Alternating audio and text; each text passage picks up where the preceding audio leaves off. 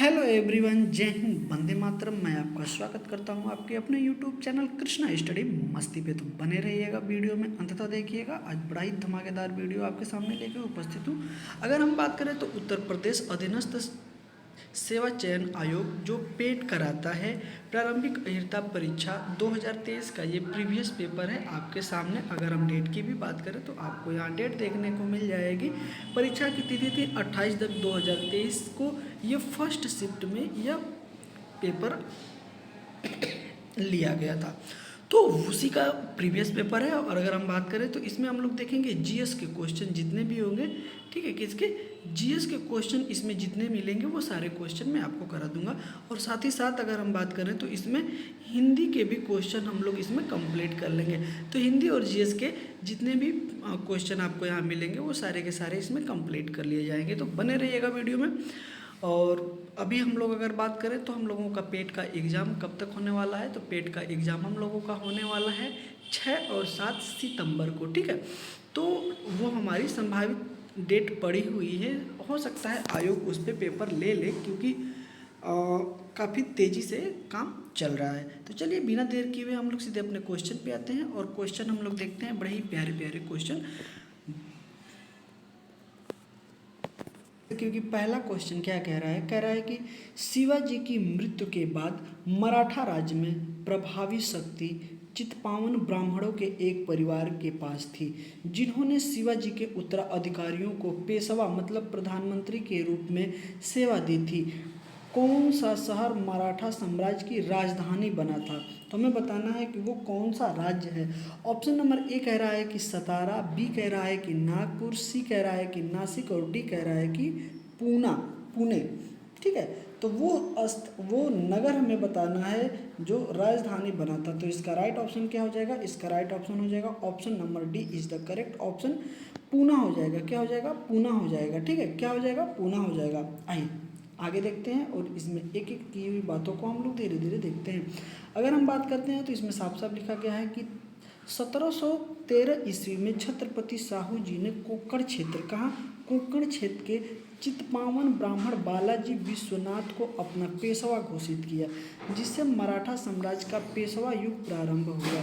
इस काल के दौरान पुणे या पूना मराठा साम्राज्य की राजधानी बना। ज्ञातव्य है कि शिवाजी की मृत्यु 1680 ईस्वी में हुई तथा इनकी राजधानी की अगर हम बात करते हैं तो रायगढ़ में थी। ओके, चलिए, हमें उम्मीद है कि आपको सारी चीज़ें बड़े अच्छे तरीके से याद आ रहा होगा। आइए अब हम लोग देखते हैं क्वेश्चन नंबर सेकेंड, ठीक है। Mahavir Swami become known as जीना, ठीक है। व्हाट डज जीना मीन्स, ठीक है। दिया है कि महावीर स्वामी को जिन के नाम से जाना जाने लगा, जिनका अर्थ क्या है हमें बताना है। तो ऑप्शन नंबर ए कह रहा है कि विजेता, बी कह रहा है कि महान आत्मा, सी कह रहा है कि भगवान और डी कह रहा है कि अहिंसक। तो किस नाम से वो जाने जाते थे? तो वो जाने जाते थे विजेता के नाम से। किस नाम से? विजेता के नाम से। Option number A is the correct option हो जाएगा। विजेता के नाम से वो जाने जाते थे। किसके नाम से जाने जाते थे? विजेता के नाम से जाने जाते थे। आइए इनके बारे में भी कुछ हम लोग देख लेते हैं। जैन धर्म के 24वें एवं अंतिम तीर्थंकर महावीर स्वामी को कैवल्य की प्राप्ति के बाद जिन की उपाधि से विभूषित किया गया। यहाँ जिन का अर्थ है विजेता, जिन के अतिरिक्त उन्हें अहर्थ, योग्य, निर्थ, बंधन रहित, कैवल्य आदि उपाधियाँ प्राप्त थी। जैन धर्म के प्रथम तीर्थंकर की अगर बात करें तो आदिनाथ या ऋषभदेव थे, ठीक है। तो ये भी याद करिएगा, कभी कभी पहला पूछ देता है और कभी कभी क्या करता है, हाँ, लास्ट पूछेगा। ओके, आइए आगे चलते हैं। आगे देखिएगा, अगला क्वेश्चन बड़ा ही उम्दा क्वेश्चन है आपके सामने की जैसा कि अशोक के शिलालेखों में उल्लेख किया गया है कि मौर्य साम्राज्य में राजधानी पाटलिपुत्र और अन्य 4 प्रांतीय केंद्रों सहित 5 प्रमुख राजनीतिक केंद्र थे। निम्नलिखित में से कौन सा प्रांतीय केंद्र नहीं था? हमें बताना है कौन नहीं था। ऑप्शन नंबर ए कह रहा है कि तक्षशिला, बी कह रहा है उज्जैनी, सी कह रहा है स्वर्णगिरी और डी कह रहा है कि इंद्रप्रस्थ। अगर हम बात करते हैं कि मौर्य प्रांत में कौन सम्मिलित था और कौन नहीं था, तो मौर्य प्रांत की अगर बात करेंगे तो हम लोगों का तक्षशिला शामिल था, उज्जैन शामिल था और स्वर्णगिरी शामिल था। शामिल नहीं था तो इंद्रप्रस्थ। इसलिए इसका राइट ऑप्शन क्या हो जाएगा? Option number D. D is the correct option हो जाएगा। ये इसमें शामिल नहीं था। Option number D is the correct option. Takshashila शामिल था मौर्य प्रांत में, उज्जैन शामिल था और स्वर्णगिरी भी शामिल था, लेकिन इंद्रप्रस्थ इसमें शामिल नहीं था। ओके, आई अब देखिएगा यहाँ पे दिया है मौर्य साम्राज्य प्रांतों 5 प्रांतों का विभाजन जो निम्न है। तो पहला क्या है, बड़े ध्यान से देखिएगा, उत्तरापर्त जिसका क्या था? तक्षशिला। दक्षिणापर्त स्वर्णगिरी, अवंती, उज्जैनी, पूर्वी प्रासी, ठीक है, पूर्वी पाटलिपुत्रा, कलिंग, तोसली, ठीक है। लेकिन मौर्य में इंद्रप्रस्थ जो है कि वो शामिल नहीं हुआ था। यही 5 इसमें शामिल थे, तक्षशिला, स्वर्णगिरी, उज्जैनी, पाटलिपुत्र और तोसली। तो ये जो आपको देखने को मिलेंगे 5 प्रांत यहाँ पे शामिल थे। उत्तरापर्त, दक्षिणापर्त, अवंती और पूर्वी प्रदेश और कलिंग, ये 5 के 5 शामिल थे। ओके, मुझे उम्मीद है आपको अच्छी तरीके से ये सारी चीज़ें समझ में आ रही होंगी। एक क्वेश्चन की तरफ हम चलते हैं। अगला क्वेश्चन हम लोगों का देखिएगा, इसमें क्या बोला गया है कि, ठीक है, दिया गया है कि Rigveda continent dialogue between us से नाम Vishwamitra and which two river, ठीक है। दिया गया है कि ऋग्वेद में विश्वामित्र क्या है? विश्वामित्र नामक एक ऋषि और किन 2 नदियों के बीच संवाद है। तो हमें बताना है कि जो विश्वामित्र थे और उनके साथ और नदियों के साथ जो संवाद हुआ था तो वो नदी कौन कौन सी थी। तो ऑप्शन नंबर ए कह रहा है कि सतलज एवं चिनाब थी, बी कह रहा है कि ब्यास एवं सतलज थी, सी कह रहा है कि चिनाब एवं रावी थी और डी कह रहा है कि ब्यास एवं झेलम थी। अगर हम बात करते हैं तो अगर आप देखेंगे कि ये चारों नदियाँ कहाँ की हैं, तो ये चारों नदियों की अगर हम बात करते हैं तो ये कश्मीर, हिमाचल प्रदेश और पंजाब वाला तीनों रीजन में आता है, ठीक है। जिसे हम अगर हम बात करते हैं तो सिंधु नदी का ये, ठीक है, द्वाब जो कहते हैं, सिंधु से लेकर और कहाँ तक सतलज तक आता है, उसके बीच में ये वाला क्षेत्र है। तो सारी नदियाँ वहीं की हैं। तो इसमें राइट ऑप्शन क्या हो जाएगा हम लोगों का? राइट ऑप्शन हो जाएगा option number B is the correct option. Beas और सतलज क्या हो जाएगा? ब्यास और सतलज। बी ऑप्शन क्या हो जाएगा? करेक्ट हो जाएगा, ब्यास और सतलज। ओके, आइए आगे देखते हैं क्या है। आगे देखिएगा कि ऋग्वेद के 3 मंडल में विश्वामित्र नदी कथा नाम कथोपथन में ऋषि विश्वामित्र एवं शतुद्री और विपाशा नामक नदियों के मध्य संवाद है। तो ये जो दोनों नदियों का नाम है ना, ये दोनों नदियों का नाम पुराना है, ठीक है। अभी फिलहाल में जो चल रहा है तो इसका क्या हो जाएगा? इसका हो जाएगा ब्यास और इसका हो जाएगा सतलज। क्या हो जाएगा? सतलज, ठीक है। तो इन दोनों नदियों का वर्तमान नाम में क्या है? ब्यास है और सतलज है। तो इसका क्या हो जाएगा? ब्यास हो जाएगा और इसका हो जाएगा सतलज। तो ये भी आप याद रखिएगा। ओके, आइए आगे चलते हैं। अगले क्वेश्चन को देखिएगा, बड़ा ही उम्दा क्वेश्चन है हम लोगों का। चलिए, दिया है कि 1772 में यहाँ पे खाली स्थान की सूबेदारी सवाई राजा जय सिंह को दी गई। कहाँ का? आमेर का या मालवा का या लखनऊ का या आगरा का? कहाँ का दिया गया था 1722 ईस्वी में? अगर हम बात करते हैं तो सवाई जय सिंह को जो दिया गया था, ठीक है, सूबेदारी, वो था आगरा का। कहाँ का था? आगरा का। और बाद में इनको मालवा का भी मिला था, बाद में इनको मालवा का भी दिया गया था। लेकिन इस जो क्वेश्चन के हिसाब से राइट ऑप्शन क्या हो जाएगा? ऑप्शन नंबर डी हो जाएगा, आगरा हो जाएगा। बाद में इनको मालवा भी दिया गया था, ठीक है। अब आप हमें बताएंगे कमेंट करके कि सवाई की उपाधि जो जय सिंह थे, इनको कौन उपाधि दिया था सवाई का? तो सवाई की उपाधि जय सिंह को किसने दिया था? आप हमें कमेंट करके बताएंगे। तब तक आप ज़रूर हमें कमेंट करके बताएं, हम लोग आगे चल के देखते हैं।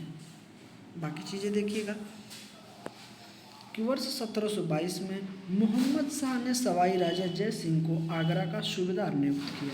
कहाँ का? आगरा का।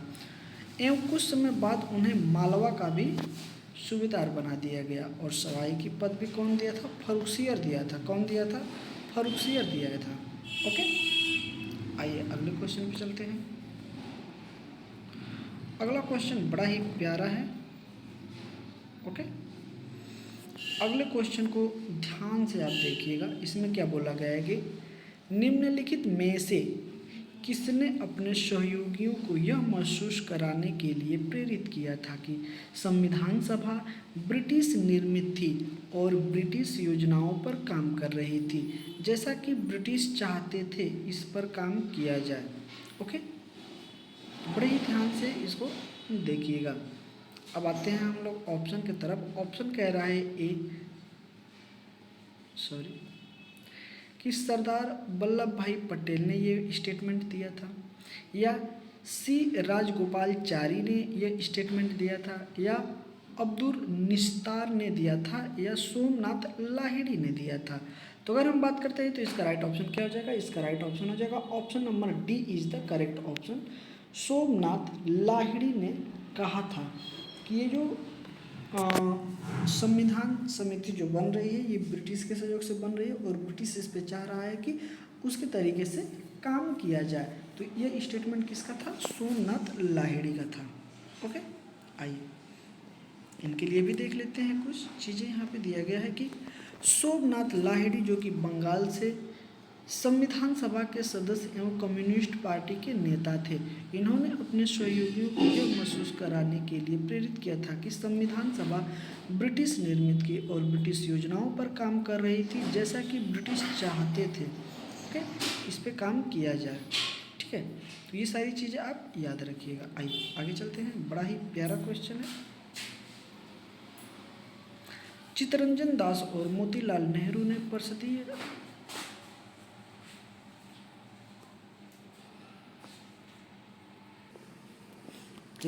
चित्तरंजन दास और मोतीलाल नेहरू ने परिषदीय राजनीति में वापसी पर बहस करने के लिए कांग्रेस के भीतर निम्नलिखित में से किस राजनीतिक दल का गठन किया था? हमें वो दल बताना है। ओके, आइए ऑप्शन देखते हैं। ऑप्शन यहाँ पे 2 है, 2 अगले पे है, तो ऑप्शन देखिएगा 4 है, आपको ऑप्शन मिल जाएगा। पहला ऑप्शन कह रहा है कि द इंडिया लीग, बी कह रहा है कि Swaraj party, okay, Hindustan socialist Republic association, okay, D कह रहा है कि the Bombay of presidency association. तो इसमें हम लोगों का राइट ऑप्शन क्या हो जाएगा? तो राइट ऑप्शन हो जाएगा ऑप्शन नंबर बी की। अगर हम बात करें तो स्वराज पार्टी, क्या था? स्वराज पार्टी। ओके, तो Swaraj party is the right option हो जाएगा। Option number B is the correct option. Okay, Swaraj party हो जाएगा। आइए आगे है कि देखिएगा, सी आर दास और मोतीलाल नेहरू ने परिषद की राजनीति में वापसी पर बहस करने के लिए कांग्रेस के भीतर स्वराज पार्टी का गठन किया। सितंबर 1923 में दिल्ली में हुए कांग्रेस के विशेष अधिवेशन में स्वराज पार्टी को मान्यता प्रदान की गई। पार्टी के अध्यक्ष कौन थे? तो सी आर चित्तरंजन दास थे। ठीक है, कौन क्या था? चित्तरंजन दास। और महासचिव कौन थे? तो मोतीलाल नेहरू थे। तो महासचिव कौन थे? मोतीलाल नेहरू। और उस समय पार्टी के अध्यक्ष कौन थे? तो चित्तरंजन दास थे। ओके, आगे चलते हैं। आगे देखिएगा। चलिए अगला क्वेश्चन बड़ा ही प्यारा दिया है कि कांग्रेस का वह अधिवेशन कहाँ हुआ था जिसमें महात्मा गांधी ने अन्य नेताओं के खिलाफत के साथ साथ स्वराज के समर्थन में असहयोग आंदोलन शुरू करने की आवश्यकता के बारे में आश्वस्त किया था? तो ऑप्शन नंबर ए कह रहा है कि बॉम्बे में हुआ था, बी कह रहा है कि लाहौर में, सी कह रहा है कोलकाता में, और डी कह रहा है कि नागपुर में। तो यह कहाँ हुआ था तो हमें बताना है। तो इसका राइट ऑप्शन हो जाएगा option number C is the correct option. क्या हो जाएगा? Option number C is the correct option, Kolkata में हुआ था। आइए आगे देखिएगा। असहयोग आंदोलन 1 अगस्त 1920 में औपचारिक रूप से शुरू हुआ था और बाद में आंदोलन का प्रस्ताव कांग्रेस के कोलकाता अधिवेशन में 4 सितंबर 1920 को प्रस्ताव पारित हुआ, जिसके बाद कांग्रेस ने इसे अपना औपचारिक आंदोलन स्वीकार कर लिया था। ओके, तो आप सारे क्वेश्चन अगर देखेंगे ना तो सारे क्वेश्चन बड़े उमदे उमदे आपको मिलेंगे। और ये सारे क्वेश्चन की अगर मैं बात करूँ तो ये सारे क्वेश्चन की अगर मैं बात करूँ तो चलिए आगे देखिएगा क्या है, बड़े उमदे क्वेश्चन हैं और आपको एग्ज़ाम में रिपीटेड क्वेश्चन होते हैं तो वहाँ पे आपको इस क्वेश्चन से मदद मिल सकती है। आगे देखिएगा, निम्नलिखित में से कौन खुदाई खिदमतगार का संस्थापक था जिसे बादशाह खान के नाम से जाना जाता था? तो वो कौन थे हमें बताना है। ऑप्शन नंबर ए कह रहा है कि सैयद अहमद खान, बी कह रहा है कि हकीम अजमल खान, बी कह रहा है कि मौलाना अबुल कलाम आज़ाद और डी कह रहा है कि खान अबुल गफ्फार खान। तो हमें बताना है कि वो कौन थे जो खुदाई खिदमतकार के संस्थापक थे। तो इसका राइट ऑप्शन क्या हो जाएगा? Option number D is the correct option, Abdul Gaffar Khan. Okay, Khan Abdul Gaffar Khan. तो option number D is the correct option हो जाएगा। ओके, आगे चलते हैं। आगे देखिएगा, उत्तर पश्चिम सीमा प्रांत में अब्दुल गफ्फार खान द्वारा गठित खुदाई खिदमतकार पठन सत्याग्रहियों का दल था जिसके द्वारा सविनय अवज्ञा के दौरान पेशावर में आंदोलन का नेतृत्व किया गया। इसे लाल कुर्ती आंदोलन के नाम से भी जाना जाता है। ये याद रखिएगा, इसे लाल कुर्ती आंदोलन के नाम से भी जाना जाता है। गफ्फार खान को सीमांत गांधी भी कहा जाता है। तो इससे आपको 2-3 क्वेश्चन इसमें आपको इम्पोर्टेंट हो जाएंगे, क्योंकि एक तो हो जाएगा कि खुदाई खिदमतकार कौन थे, तो संस्थापक कौन थे, तो खान अब्दुल गफ्फार खान थे। और आपको ये हो जाएगा कि इसी सविनय अवज्ञा आंदोलन जो हुआ था तो पेशावर में, तो उसका नेतृत्व कौन किया था, तो यही दल किया था। और इसको हम लोग इसको किस नाम से जाना जाता है, तो लाल कुर्ती आंदोलन के नाम से भी जाना जाता है। और गफ्फार खान को सीमांत गांधी भी कहा जाता है। क्या कहा? गांधी जी की उपाधि दी गई थी वहाँ पे कि इनको गांधी जी के नाम से भी जाना जाता था, सीमांत गांधी। ओके, आइए आगे चलते हैं। देखिएगा, अगला क्वेश्चन बड़ा ही प्यारा है, दिया है कि the Hindustan Ghadar party headquarters was located at, यहाँ पे खाली स्थान है, ठीक है, इन 1913। ओके, 1913 में हिंदुस्तान गदर पार्टी का मुख्यालय स्थित है। कहाँ स्थित है हमें बताना है। ऑप्शन नंबर ए कह रहा है कि दिल्ली, बी कह रहा है कि लाहौर, सी कह रहा है कलकत्ता और डी कह रहा है कि सैन फ्रांसिस्को। अगर हम बात करते हैं तो यह कहाँ स्थित है, तो यह कहाँ स्थित है, तो ऑप्शन नंबर हो जाएगा D, D is the correct option, San Francisco. क्या हो जाएगा? सैन फ्रांसिस्को में स्थित है गदर, हिंदुस्तान गदर पार्टी का मुख्यालय कहाँ है, तो सैन फ्रांसिस्को। आइए आगे देखते हैं क्या है। 1913 में जब हिंदुस्तान गदर पार्टी की स्थापना लाला हरदयाल एवं सोहन सिंह भाकना द्वारा हुई थी, उस समय उसका कार्यालय 436 हिट ड्रिल में था, जिसे युगांतर आश्रम के नाम से जाना जाता था। और ये स्थान कहाँ था, तो ये सैन फ्रांसिस्को में था। कहाँ था? सैन फ्रांसिस्को में था। अब आप हमें कमेंट करके बताएंगे कि सैन फ्रांसिस्को किस महाद्वीप में पड़ता है। ओके, सैन फ्रांसिस्को किस महाद्वीप में पड़ता है, हमें आप ये कमेंट करके बताएंगे। ये आपके लिए क्वेश्चन है। ओके, चलिए आगे देखिएगा क्या है। बड़ा ही प्यारा क्वेश्चन है हम लोगों का कि सिरोई कुमुदनी लिली भारत के निम्नलिखित में से किस राज्य में पाई जाने वाली एकमात्र स्थलीय कुमुदनी लिली है, हमें बताना है। Okay, Shirui lily is the only टेरिलियल lily found of which of the following state of India, किस स्टेट में पड़ता है। चलिए, ऑप्शन नंबर ए कह रहा है कि असम में मिलता है, बी कह रहा है कि वेस्ट बंगाल में मिलता है, सी कह रहा है कि मणिपुर में मिलता है और डी कह रहा है कि त्रिपुरा में मिलता है।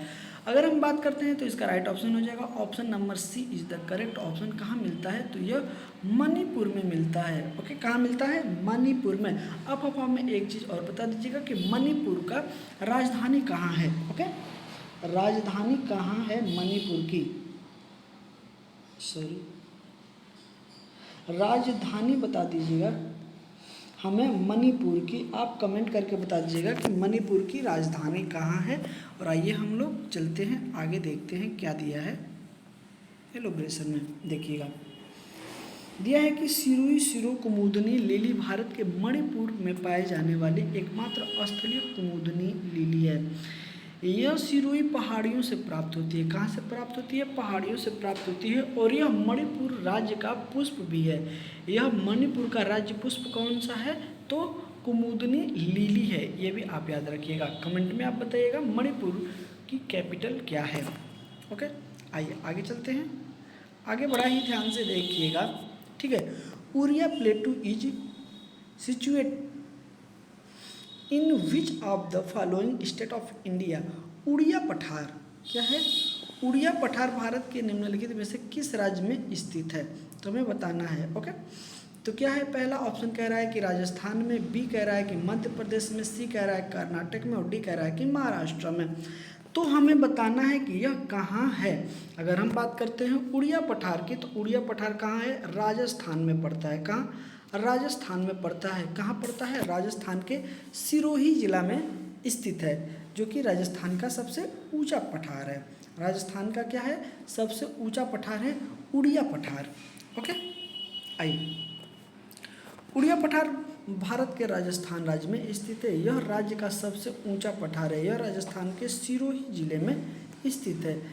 जिले की माउंट आबू नामक स्थान पर स्थित है। तो सिरोही जिले में जो जगह है वो क्या है? माउंट आबू नाम से स्थित है। ये भी आप याद रखिएगा। चलिए आगे चलते हैं। बड़ा ही प्यारा क्वेश्चन है, इसे आप बड़े ही ध्यान से देखिएगा। अगर हम बात करते हैं तो इसमें दिया है कि शीत ऋतु की शुरुआत में तमिलनाडु के तटीय क्षेत्र में वर्षा का क्या कारण है? तो हमें बताना है कि क्या कारण हो सकता है। तो ऑप्शन नंबर ए कह रहा है कि उत्तर पूर्वी वर्षा ऋतु, लोकल स्थानीय वायु परिसंचरण, या शीतोष्ण चक्रवात, या फिर साउथ पश्चिम वर्षा ऋतु। अगर हम बात करते हैं तो ये कौन सा हो जाएगा? तो अगर हम बात करें तो ये हो जाएगा option number A is the correct option. उत्तर पूर्वी शीत ऋतु मानसून हो जाएगा। Okay, option number A is the correct option हो जाएगा। आइए इसके बारे में भी हम देखते हैं। तो दिया है कि शीत ऋतु की शुरुआत में तमिलनाडु के तटीय क्षेत्र में वर्षा उत्तर पूर्वी मानसून के कारण होती है। यह भारत में अक्टूबर से नवंबर में मानसून के दौरान लौटने के साथ मानसून के चलने की दिशा दक्षिण की ओर हो जाती है। इस लौटती हुई मानसून पवनों से पश्चिम बंगाल, तमिलनाडु, केरल आदि राज्यों में शीतकालीन वर्षा होती है। तो मुख्यतः की अगर हम बात करते हैं तो पश्चिम बंगाल, तमिलनाडु और केरल है, साथ साथ में वहीं पे उड़ीसा भी आपको देखने को मिल जाता है। चलिए आगे चलते हैं।